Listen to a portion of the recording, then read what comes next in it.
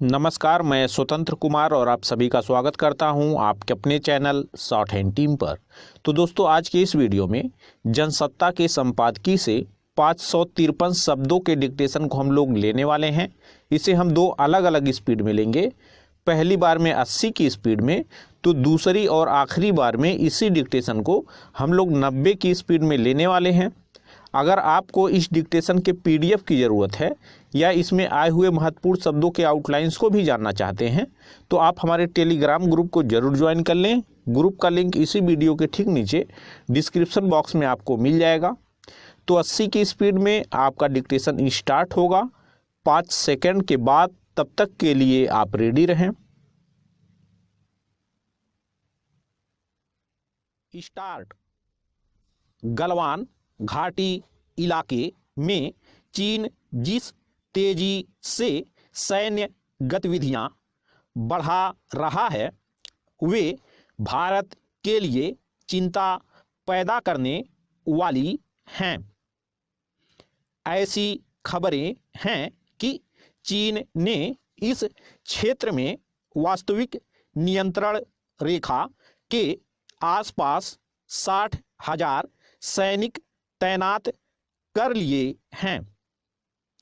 वह इस इलाके में अपना दबदबा बढ़ाने के लिए सैन्य साजो सामान पहले ही ला चुका है, अस्थायी बंकर बना लिए हैं, हवाई पट्टियां बिछा ली हैं, यानी युद्ध जैसी तैयारियां कर वह भारत को उकसाने में लगा है।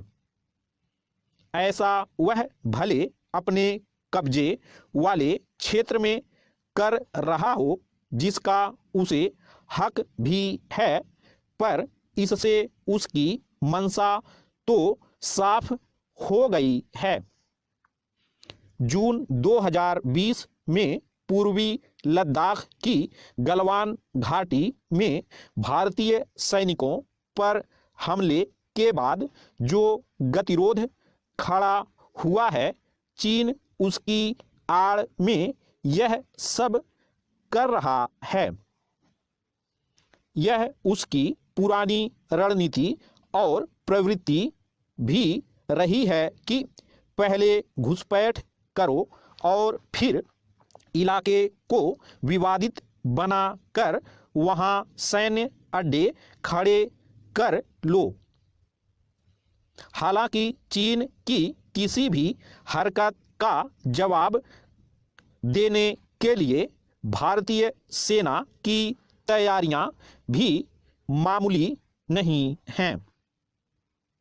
गलवान की घटना के बाद भारत ने इस इलाके में सेना की पहुंच आसान बनाने के लिए सड़कों के जाल सहित बुनियादी ढांचे के विकास पर काम तेज किया है और मजबूत मोर्चाबंदी कर ली है। चीन के आक्रामक रुख को देखते हुए ऐसा करना भारत के लिए जरूरी भी है। पैरा। अब एक और चौंकाने वाली बात पता चली है। हाल में उपग्रहों से मिली तस्वीरों से यह सामने आया है कि पैंगोंग झील पर चीन एक पुल भी बना रहा है। यह पुल उसके उत्तरी और दक्षिणी हिस्से को जोड़ेगा।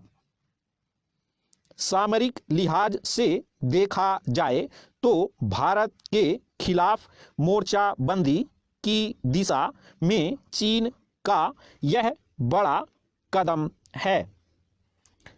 गौरतलब है कि पैंगोंग झील का 2/3 हिस्सा चीन के अधिकार क्षेत्र में आता है।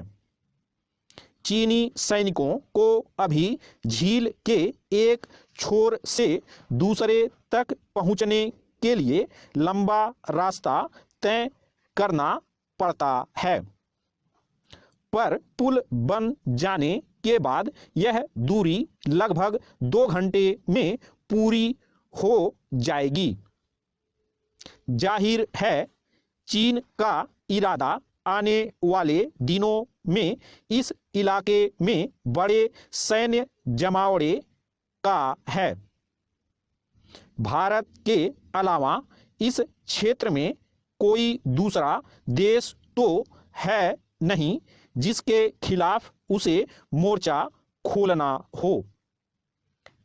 यानी ये सारी तैयारियां वह भारत के खिलाफ तैयार कर रहा है। पैरा, गलवान घाटी में भारतीय सैनिकों पर हमले के बाद से चीन का दिनों दिन होता आक्रामक रवैया इस बात का प्रमाण है कि वह भारत के साथ अच्छे रिश्तों की जो बात करता है वह महज एक दिखावा भर है। गलवान गतिरोध खत्म करने के लिए दोनों देशों के बीच शांति वार्ताओं के 13 दौर हो चुके हैं, पर चीन के हठीले रवैये के कारण गतिरोध कायम है।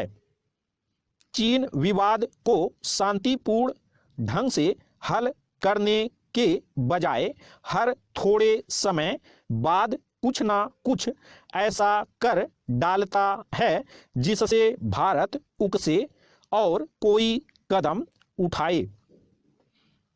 जैसे कि 9 वर्ष के मौके पर उसने गलवान घाटी में अपना झंडा फहराने का वीडियो जारी कर डाला।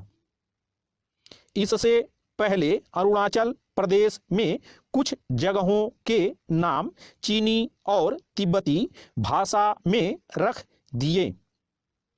नए साल में उम्मीद की जा रही थी कि चीन किसी सकारात्मक कदम के साथ आगे आएगा, लेकिन उसकी ताजा गतिविधियां बता रही हैं कि वह शांति के बजाय टकराव के रास्ते पर चलने का मन बना चुका है,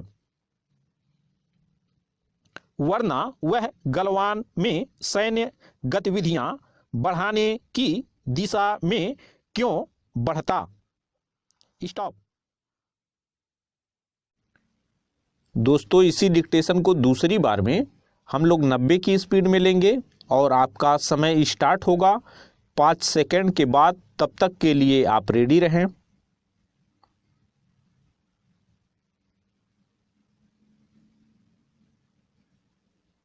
स्टार्ट। गलवान घाटी इलाके में चीन जिस तेजी से सैन्य गतिविधियां बढ़ा रहा है वे भारत के लिए चिंता पैदा करने वाली हैं। ऐसी खबरें हैं कि चीन ने इस क्षेत्र में वास्तविक नियंत्रण रेखा के आसपास 60,000 सैनिक तैनात कर लिए हैं। वह इस इलाके में अपना दबदबा बढ़ाने के लिए सैन्य साजो सामान पहले ही ला चुका है, अस्थाई बंकर बना लिए हैं, हवाई पट्टियां बिछा ली हैं, यानी युद्ध जैसी तैयारियां कर वह भारत को उकसाने में लगा है। ऐसा वह भले अपने कब्जे वाले क्षेत्र में कर रहा हो जिसका उसे हक भी है, पर इससे उसकी मंशा तो साफ हो गई है। जून 2020 में पूर्वी लद्दाख की गलवान घाटी में भारतीय सैनिकों पर हमले के बाद जो गतिरोध खड़ा हुआ है, चीन उसकी आड़ में यह सब कर रहा है। यह उसकी पुरानी रणनीति और प्रवृत्ति भी रही है कि पहले घुसपैठ करो और फिर इलाके को विवादित बनाकर वहां सैन्य अड्डे खड़े कर लो। हालांकि चीन की किसी भी हरकत का जवाब देने के लिए भारतीय सेना की तैयारियां भी मामूली नहीं हैं। गलवान की घटना के बाद भारत ने इस इलाके में सेना की पहुंच आसान बनाने के लिए सड़कों के जाल सहित बुनियादी ढांचे के विकास पर काम तेज किया है और मजबूत मोर्चाबंदी कर ली है। चीन के आक्रामक रुख को देखते हुए ऐसा करना भारत के लिए जरूरी भी है। पैरा, अब एक और चौंकाने वाली बात पता चली है। हाल में उपग्रहों से मिली तस्वीरों से यह सामने आया है कि पैंगोंग झील पर चीन एक पुल भी बना रहा है। यह पुल उसके उत्तरी और दक्षिणी हिस्से को जोड़ेगा। सामरिक लिहाज से देखा जाए तो भारत के खिलाफ मोर्चाबंदी की दिशा में चीन का यह बड़ा कदम है। गौरतलब है कि पैंगोंग झील का 2/3 हिस्सा चीन के अधिकार क्षेत्र में आता है। चीनी सैनिकों को अभी झील के एक छोर से दूसरे तक पहुंचने के लिए लंबा रास्ता तय करना पड़ता है, पर पुल बन जाने के बाद यह दूरी लगभग 2 घंटे में पूरी हो जाएगी। जाहिर है चीन का इरादा आने वाले दिनों में इस इलाके में बड़े सैन्य जमावड़े का है। भारत के अलावा इस क्षेत्र में कोई दूसरा देश तो है नहीं जिसके खिलाफ उसे मोर्चा खोलना हो। यानी ये सारी तैयारियां वह भारत के खिलाफ तैयार कर रहा है। पैरा, गलवान घाटी में भारतीय सैनिकों पर हमले के बाद से चीन का दिनों दिन होता आक्रामक रवैया इस बात का प्रमाण है कि वह भारत के साथ अच्छे रिश्तों की जो बात करता है वह महज एक दिखावा भर है। गलवान गतिरोध खत्म करने के लिए दोनों देशों के बीच शांति वार्ताओं के 13 दौर हो चुके हैं, पर चीन के हठीले रवैये के कारण गतिरोध कायम है। चीन विवाद को शांतिपूर्ण ढंग से हल करने के बजाय हर थोड़े समय बाद कुछ ना कुछ ऐसा कर डालता है जिससे भारत उकसे और कोई कदम उठाए। जैसे कि 9 वर्ष के मौके पर उसने गलवान घाटी में अपना झंडा फहराने का वीडियो जारी कर डाला। इससे पहले अरुणाचल प्रदेश में कुछ जगहों के नाम चीनी और तिब्बती भाषा में रख दिए।